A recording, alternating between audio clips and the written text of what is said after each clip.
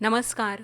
रसिक श्रोते हो, नमस्कार. आणि आजच्या साहित्य सौरभ या कार्यक्रमात आपलं स्वागत आणि मधुरा पुजारीचा नमस्कार. श्रोते हो, साहित्य सौरभ या आपल्या कार्यक्रमात मागच्या 2 भागांपासून आपण बोलत आहोत ते बालसाहित्यिका कवयित्री वर्षा चौगुले यांच्याशी. त्यांच्या लिखाणाची सुरुवात कशी झाली, बालसाहित्य त्यांनी कसं लिहिलं, ते लिहित असताना त्यांची विचार प्रक्रिया काय असते, छोट्यांसाठी नाटुकली लिहिताना, त्यांच्यासाठी कथा लिहिताना त्यांना काहीतरी द्यायचा त्या कशा प्रयत्न करतात, या सगळ्यांविषयी त्यांनी आपल्याला सांगितलं. आजही वर्षाताई आपल्यासोबत आहेत. आपण त्यांच्याशी बोलणार आहोत, त्यांच्या कविता ऐकणार आहोत. तेव्हा सुरू करूया आजचा कार्यक्रम. कार्यक्रमाची सुरुवात वर्षाताईंच्या एका कवितेनं. पाऊस आला नि नाचून गेला, जाताना अत्तर उधळून गेला. पाऊस आला नि नाचून गेला, जाताना अत्तर उधळून गेला. घामाची अंग घुसळून झाड, घामाची अंग घुसळून झाड. न्हावून गेली भिजून चिंब, न्हावून गेली भिजून चिंब. लावाया साबण वारा धावला, पाऊस आला नि नाचून गेला. पाऊस आला नि नाचून गेला. फुलं ही सारी लाजून गेली, फुलं ही सारी लाजून गेली. चोरट्या वया लाली लागली, चोरट्या वया लाली लागली. थरथर ओठांना देऊन गेला, पाऊस आला नि नाचून गेला. पाऊस आला नि नाचून गेला. धरेच्या हाती मेहंदी सजली, धरेच्या हाती मेहंदी सजली. तहान काय भूकही गेली, तहान काय भूकही गेली. मिठीत घेऊन चुंबून गेला, पाऊस आला नि नाचून गेला. पाऊस आला नि नाचून गेला. डोळ्यातली स्वप्न मातीत मोती, डोळ्यात स्वप्न मातीत मोती. पेरण्या जणू नक्षत्र प्रीती, पेरण्या जणू नक्षत्र प्रीती. लाखाची दौलत देऊन गेला, पाऊस आला नि नाचून गेला. पाऊस आला नि नाचून गेला. पाऊस आला नि नाचून गेला. नमस्कार वर्षाताई. नमस्कार ताई. कार्यक्रमात मनापासून स्वागत. सदर लेखन हे एक तुमचं हां वैशिष्ट्य आहे, तुम्ही लिहिलेलं आहे. सदर लेखन लिहिण्यात त्यात सातत्य हवं आणि नाविन्यही हवं. हां तर तुम्ही कसं काय ते साधलं? मी ह्याला सुरेखा पवार मॅडमना श्रेय देते. कधी कधी राहायचं माझ्याकडून, डोक्यावर बसून म्हणून ते लिहून घेणं म्हणतात ना, तसं त्यांनी केलं की नाही हे झालं पाहिजे, हे झालं पाहिजे, हे झालं पाहिजे. ते रात्री रात्री बसून मग मी ते लिहून पाठवायचे. पण त्याचं श्रेय त्यांना आहे. सदर लेखनाला सातत्य लागतं आणि त्याच्यासाठी वेळ खूप द्यावा लागतो, जो माझ्याकडं फार कमी असतो. त्याचे विषय आणि नाविन्य हे तुम्ही कसं केलं? नाविन्य तर लागतंच, आणि एकात आलेला शब्द किंवा एखादा अनुभव प्रसंग हा प्रत्येक वेळेला वेगळा असावा लागतो. त्याच्यासाठी विचार तर करावा लागतो, किंवा पाठीमागं जाऊन आपल्या आजूबाजूला काय घडलेलं आहे, केलेलं आहे ते सुद्धा बघावं लागतं. आता ह्या गंमत शब्दांच्या पुस्तकात सुद्धा एक आजी आणि नात आहे. एक शब्द आपण किती प्रकारे वापरू शकतो. मग वाक्यप्रचारातून असू दे, म्हणीतून असू दे, आपण बोलता बोलता असू दे, हिंदीतून असू दे, मराठीतून असू दे, गुजरातीतून असू दे, तो शब्द येण्यासाठी घरात त्या प्रकारचा एखादा प्रसंग घडला पाहिजे. मग तो घडवून आणायचा कल्पनेनं.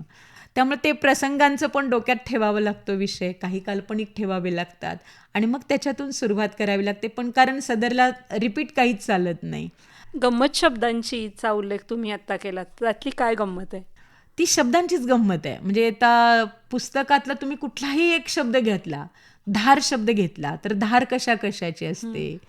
एक म्हैशीची काढलेली धार असते, पाण्याची धार लागते, डोळ्यातनं पाण्याच्या धार लागलीये असं म्हणतो असो, किंवा विळीला धार आहे, चाकूला धार आहे, हे शब्द जिभेला धार आहे.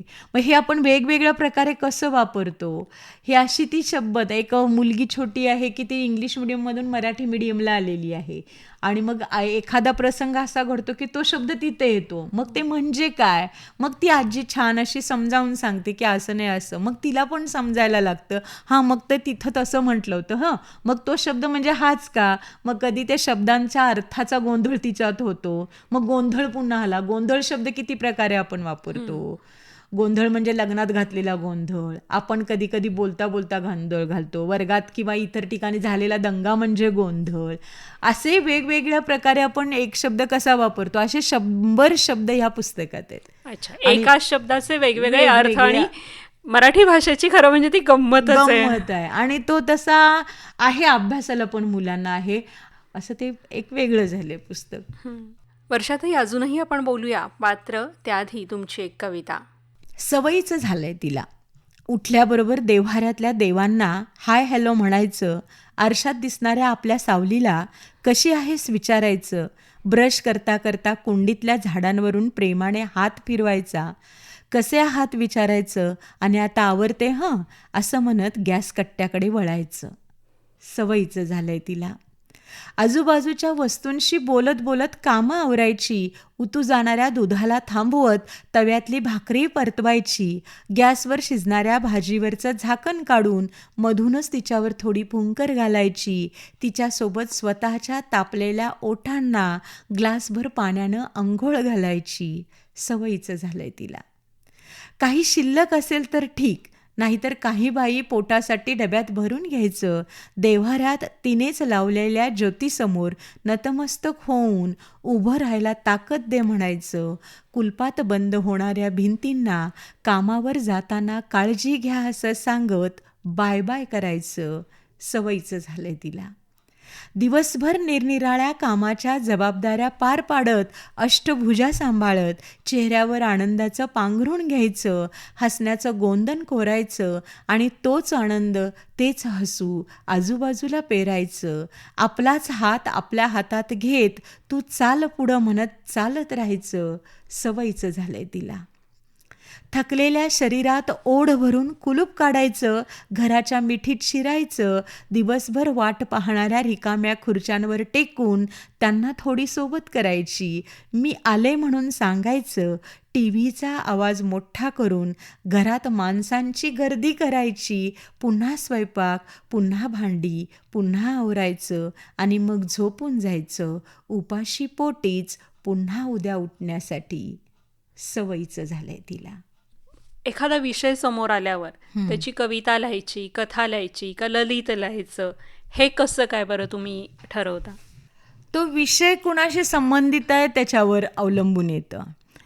म्हणजे समजा आता काहीतरी साधारण बघते ते मुलं आणि स्त्रिया ह्या अँगलनी बघत असते, मग हा अनुभव कसा यातून घेता येईल, त्या हिशोबाने मी तो विषय त्या पद्धतीने मांडते. किंवा एखादा विषय असाही असतो की त्यांच्याकडूनही मांडता येतो आणि यांच्याकडूनही मांडता येतो, अशा दोन्ही प्रकारे पण ते मांडण्याचा मी प्रयत्न करत म्हणजे असते. त्यासाठी तुम्ही स्वतःला असं रिस्ट्रिक्शन्स नाही घालून नाही देत घालून घेत. किंवा पहिल्यांदा ते बघितल्यानंतर काय डोक्यात येतं, तो पहिला जो विचार असतो तो खरा जातो, मग तो मार्ग आपोआपच दुसरीकडे जातो. आता ही वाचाल तर वाचाल गोष्ट दोन्ही बाजूला चालते, की तिकडं मुलांनाही चालते आणि मोठ्यांनाही चालते. पण पहिल्यांदा तो डोक्यात आल्यानंतर विचार किंवा समोरचा प्रसंग दिसल्यानंतर आपल्या डोक्यात जो विचारांची लिंक होते ती ज्या दिशेनं जाईल त्या दिशेनं लिहिते. तुम्हाला सगळ्यात जास्त लिहायला काय आवडतं यातलं? मला खरं तर संवादात्मक ललित जास्त लिहायला आवडतं. ललित लेखन म्हणजे एक तर हातोटी आहे की असं बसलं की असं जास्त. कविता होतात, आता कविताचं माझं 4th-5वं पुस्तक येईल, पण ललित लिहायला आवडतं. आणि कविता अशी जाता जाता सहज ओघानं माझ्या हातून लिहून जातात. एक करते मी की हां माझ्या आज एक कविता झाली पाहिजेच म्हणजे पाहिजेच असं नाही. 2 ते 3 महिने मी एक शब्दही नाही लिहिलेला, पण ज्यावेळेला होईल त्यावेळेला होत जाते की पटपट लिहून होतंही तेवढंच. मग नाटक असू दे, मुलांचं नाटक लिहायला सुद्धा जवळजवळ 4 ते 5 महिने एक एक वेळेला जातात त्याच्यामध्ये, की तो विचार करून मग ते बदलून करून पुस्तक होतं की सहल नावाचं. कोरोनाच्या काळात मी लिहायला घेतलं. ती कादंबरी आहे मुलांच्यासाठीची, की माणसं रस्त्यावर नाही आहेत तर मग काय परिणाम होईल, तर मग जंगलातले प्राणी रस्त्यावर येतील, गावात येतील. मग हे लिहायला मी एक अख्खं वर्ष घालवलं, दीड वर्ष गेलं. त्यात मुलांच्यासाठीचं तसं तर लिहायला थोडंच असतं, पण त्याचा शेवट होण्यासाठी मी पुन्हा आणि 6 महिने घेतले.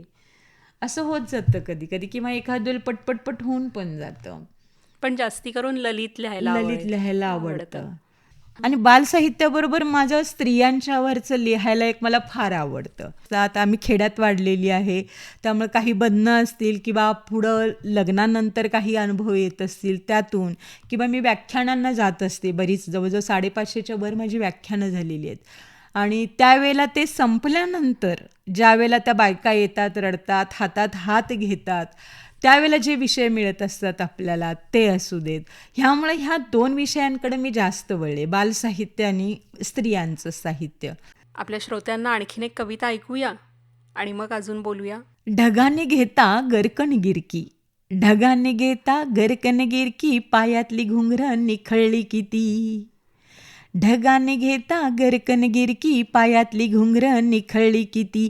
काही पडली डोंगरावर, काही पडली मातीत, काही पडली डोंगरावर, काही पडली मातीत, काही मिसळून गेली शिंपल्यातल्या रेतीत. काही पडली डोंगरावर, काही पडली मातीत, काही मिसळून गेली शिंपल्यातल्या रेतीत.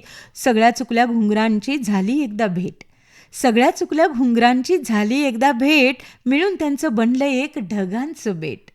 सगळ्या चुकल्या घुंगरांची झाली एकदा भेट, मिळून त्यांचं बनलं एक ढगांचं बेट. काळ्या काळ्या ढगांवर मारली कुणी टिचकी, काळ्या काळ्या ढगांवर मारली कुणी टिचकी, त्यातल्या साऱ्या घुंगरांचे झाले मग मोती. सगळ्या त्या मोत्यांची भली मोठी माळ, सगळ्या त्या मोत्यांची भली मोठी माळ, सरसरत आली खाली गार गार धार. कुणी म्हटलं पाऊस तिला, कुणी म्हटलं सर, कुणी म्हटलं पाऊस तिला, कुणी म्हटलं सर. नदी बनून वाहत गेली तो वरती भरभर, नदी बनून वाहत गेली तो वरती भरभर. छान. वर्षातही तुम्ही आज आकाशवाणीत आलात आणि तुमच्या या प्रवासाबद्दल आमच्याशी गप्पा मारल्यात, श्रोत्यांशी गप्पा मारल्यात आणि तुमच्या छान कविता, म्हणजे आम्हाला बालपणात घेऊन जाणाऱ्या ह्या कविता ऐकवल्यात. आणि त्याचवेळी वास्तवदर्शीही सुद्धा तुमचं साहित्य आम्हाला विचार करायला भाग पाडणारं आहे, हे नक्कीच आहे. आज तुम्ही आकाशवाणीत आलात आणि इतक्या दिलखुलास गप्पा मारल्यात, त्याबद्दल आकाशवाणीच्या वतीनं आणि सगळ्या श्रोत्यांच्या वतीनं मनापासून आभार. खूप धन्यवाद मॅडम. या निमित्तानं तुमच्याशी आणि इतक्या श्रोत्यांशी सुद्धा संवाद करता आला आणि हा आनंद आहे, कारण मला गप्पा मारायला आवडतात. मी इथं बोलत असले तरी त्या सगळ्या माझ्या ऐकतात आणि त्या माझ्याशी बोलतात. हा आनंद एक वेगळा आहे आणि ह्यामुळं आकाशवाणीचे फार धन्यवाद. Thank you so much. कार्यक्रमाची सांगता वर्षाताईंच्याच एका कवितेनं. मी सुखी आहे की दुःखी मला माहीत नाही, मी सुखी आहे की दुःखी मला माहीत नाही, पण मी रंगीबेरंगी आहे हे मात्र नक्की. मी हसतीये की रडतीये मला माहीत नाही, मी हसतीये की रडतीये मला माहीत नाही, पण मी जगणं सुंदर करते हे मात्र नक्की. माझ्यासोबत कोण आहे मला माहीत नाही, माझ्यासोबत कोण आहे मला माहीत नाही, पण माझ्यासोबत मी आहे हे मात्र नक्की.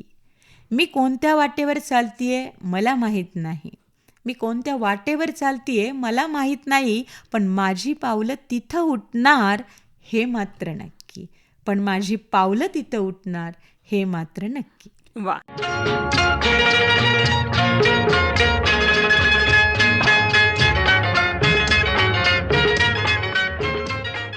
श्रोते हो, याबरोबरच आजचा साहित्य सौरभ हा कार्यक्रम समाप्त करत आहोत. पुन्हा भेटूया, तोपर्यंत मला मधुरा पुजारीला आणि या कार्यक्रमाचे सादरकर्ते श्रीनिवास जरंडीकर यांना निरोप द्या. नमस्कार.